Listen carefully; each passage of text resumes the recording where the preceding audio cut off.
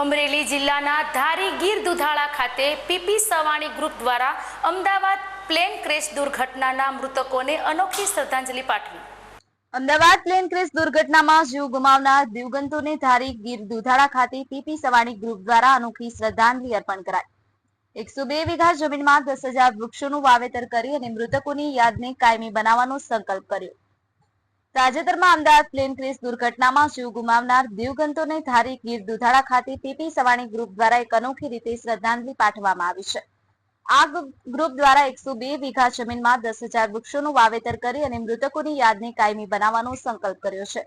આ શ્રદ્ધાંજલિ કાર્યક્રમમાં મૃતકોના નામ સાથે વૃક્ષારોપણ કરવામાં આવ્યું હતું। પીપી સવાણી ગ્રુપના અધ્યક્ષ મહેશ સવાણીએ જણાવ્યું હતું કે આ વૃક્ષારોપણ દ્વારા તેઓ સદગતના આત્માને કાયમી શ્રદ્ધાંજલિ અર્પણ કરી રહ્યા છે।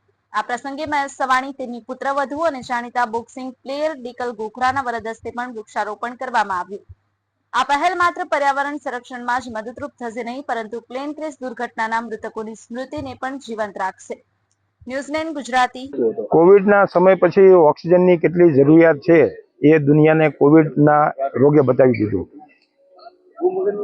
ભારતમાં પણ પર્યાવરણ જાગૃતિના ભાગરૂપે પીપી સવાણી ગ્રુપે પીપી સવાણીની પોતાની માલિકીની જગ્યામાં 10,000 થી વધારે વૃક્ષોનું વાવેતર કરવું અને એ પણ જે 2 દિવસ પહેલાનો જે બનાવ બન્યો છે કે અમદાવાદમાં જે પ્લેન ક્રેશ થયું, એ તમામ મૃતકો એક જીવની પાછળ 2 જીવને વાવવા, 2 જીવનું જતન કરવું, તેના પ્રયાસ રૂપે, તેના ભાગ રૂપે આજે તમામ મૃતકોના શ્રદ્ધાંજલિ રૂપે વૃક્ષોનું વાવેતર કરવામાં આવ્યું છે।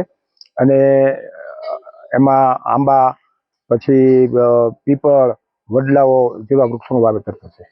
કેટલા વૃક્ષો અંદાજે વાવ્યા?